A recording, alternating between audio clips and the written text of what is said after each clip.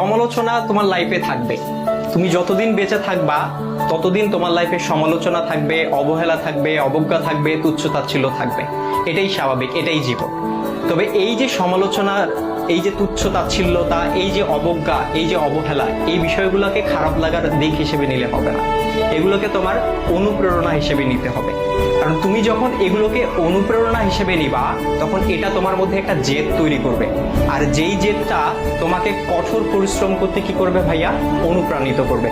তোমার কঠোর পরিশ্রম করতে গিয়ে তোমার সব ধরনের ক্লান্তিগুলোকে দূর করে দিবে। আর যখন তুমি একবার কঠোর পরিশ্রম করতে শিখে যাবা, তখন স্যাক্রিফাইসের যে বিষয়টা, এই বিষয়টা তোমার মধ্যে অটো চলে আসবে। সুতরাং এই যে, আর সবকিছুর সাথে যদি বলো যে এই যে সমালোচনা, এই সমালোচনার পাশাপাশি জেদ, কঠোর পরিশ্রম, স্যাক্রিফাইস, আর এগুলোর সাথে যখন মেধার সংমিশ্রণ ঘটবে, তখনই তোমার স্বপ্নগুলো পূরণ হবে। সুতরাং সমালোচনাকারীর এই যে সমালোচনা, এই যে অবজ্ঞা, এই যে অবহেলা, এই যে তুচ্ছ-তাচ্ছিল্যতা,